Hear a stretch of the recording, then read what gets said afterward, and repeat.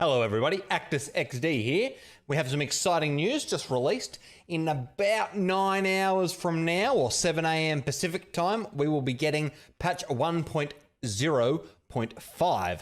Patch notes have just been released on the New World website. Let's get stuck into them. The first thing to note, obviously, is that we're probably going to have some downtime for these patch notes to be implemented. The number one thing that they're talking about is coin sellers. They've made a lot of improvements to prevent, number one, the spam from coin sellers in chat, ruining every chat that they're in, but also from their ability to actually sell coins. So we're going to see, or we have seen, that a lot of the accounts have been banned, apparently, is their first dot point. The second dot point is restricting characters under level 10, or if the account is less than 72 hours old, from trading currency. If your account goes over 72 hours old, then you need to log out and log back in by the sound of the second point. That's going to stop the level 1 characters getting gold from another account and then transferring it, which is seemingly what a lot of them were doing. A lot of the coin value from early quests have been pushed into later quests, so they can't just smash out a lot of early quests, get gold, delete the character, start again, that kind of thing, which apparently should make a difference. And trading post usage is now restricted. You can't use the trading post until a quest has been accepted, called Introduction Trading Post in the first settlement. The next one is talking about exploits. Apparently they've fixed the other gold duping exploit that was in relation to sheds and crafting stations. I didn't even really know about that one. And then there was the other one with the territory projects that was on Reddit, I think, maybe 24 hours ago, where if you started an upgrade while the wealth transfer was disabled and logged out, logged back in, you'd have the gold there, even though it never got taken from you, so it doubled up. They've made some combat improvements, some to the life staff, which removed the area of effect that was triggered from the orb passing through people, or the base version of it, and AoE no longer triggers from pass-through on the Aegis. I don't use life stuff, so I don't really know what that means. If you do, leave a comment down below explaining it. I don't know whether that's potentially going to try help fix the bug about the crouching up and down in life staff's heal that was triggering the heal more frequently. Excitingly, they have changed the attribute, so the points, you know, your constitution, strength, intelligence, cost by 60%, which is massive. And they've also reduced the weapon mastery respec cost by 75%. That's massive. That's, I mean, and change and play around with the weapons a lot more now. The coin cost of chisels has been reduced, so that should help craft tuning orbs a bit more easily. The losing team gets slightly less rewards from Outpost Rush now. In the past, it was pretty even between winning and losing, like a maximum 100 gold difference, really. So they want to encourage you to try and win more rather than just get the game over with sooner. They haven't given exact metrics about how much that is. Apparently, and I didn't know this, but apparently when an invasion was declared, you could still progress the war conflict bar to be able to push a territory into conflict even if an invasion had been announced as upcoming. So they've surfaced that so that you can now see that even if an invasion is upcoming. If you aren't already, then please consider subscribing and hitting the like button. It really helps me out a lot. Thank you very much. The bug where you could have 2 weapons has changed. Oh, sorry, it hasn't changed. Well, it's changed in the fact that it's gone, which is exciting.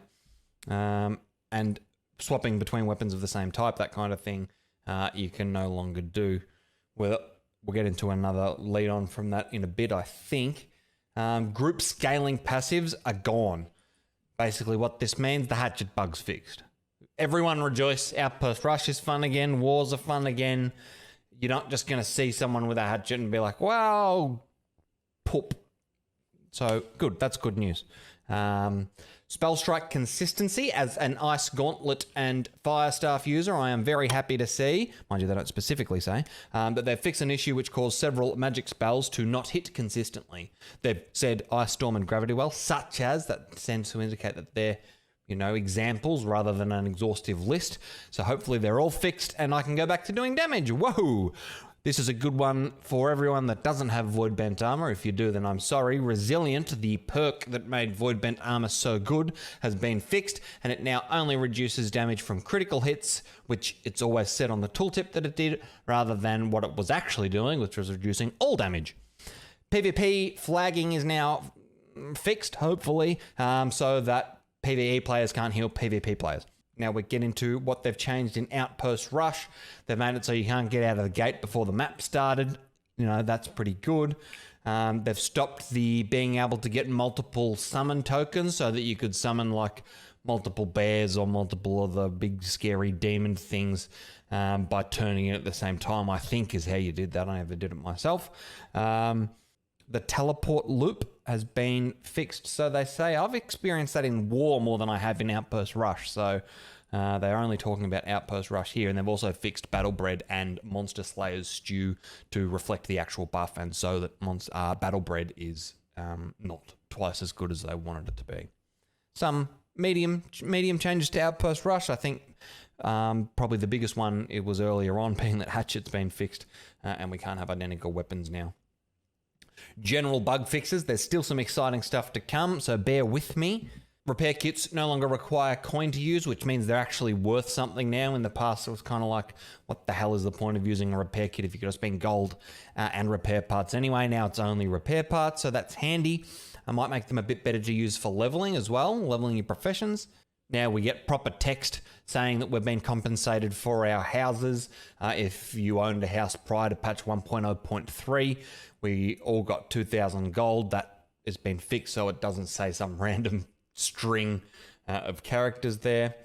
They fixed the weapon animation cancelling, so I think anyone that's been on the subreddit would probably have seen a couple of streamers that were exploiting that and got pretty weak bans or punitive action.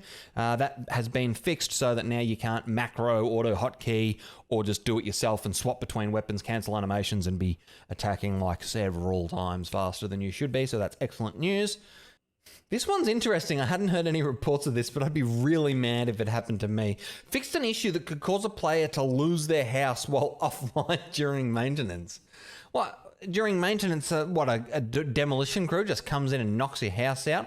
They're going to compensate players in a future patch if you lost your house. Fixed an issue causing the trading post to be delayed or unresponsive. That is excellent news. Every night when I've tried to use the trading post at Windswood during peak times, useless. No point even trying. So hopefully that's at least better, if not fine now.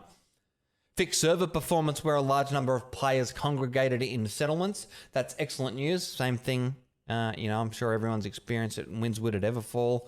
Those kinds of places. I don't know whether we'll get better FPS as well, but they've only said server performance, so perhaps I'm just being optimistic. Fix an issue that caused territory influence to not be properly recognised when lots of players turned in missions simultaneously. That might affect how quickly you either can defend and hold back territory influence or how quickly you accrue it. Fix the UI notification for landing in a hotspot while fishing. That's interesting because I always wondered, was it a UI bug or was I misunderstanding how hotspots were working? I must have watched like 15 YouTube videos. I'm like, what? Surely I understand how fishing works, but I never got that cast landed in hotspot or whatever I was supposed to get. So it's good to know that it was a bug, and I have still the excellent fishing skills that I always knew I had and was never in doubt. Fixed an issue preventing gear score to increase past 589 from drop rewards. I had heard the number was 591, gear score not going above that. So the fact that they're saying 589 is interesting, but hopefully now drops from the world can increase up to